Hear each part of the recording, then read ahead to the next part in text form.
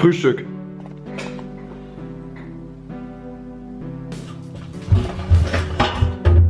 Wäsche. Kochwäsche.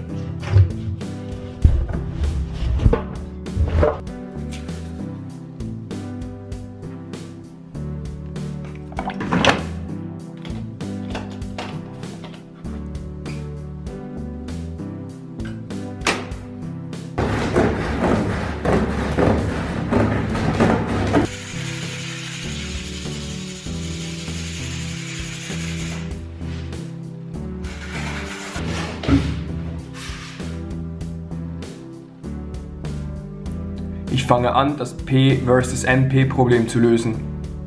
Das ist sau schwer, ich brauche mehr Zucker.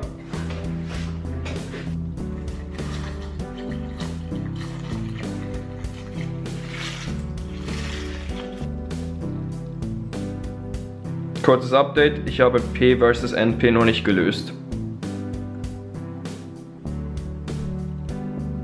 Ich habe P versus NP immer noch nicht gelöst. Verdammt. Es hätte viel Geld gegeben.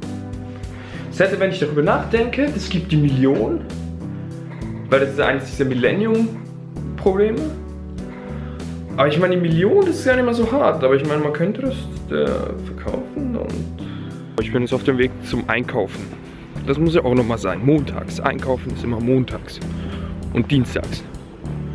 Und mittwochs. Und bis auf sonntags eigentlich auch sonst immer.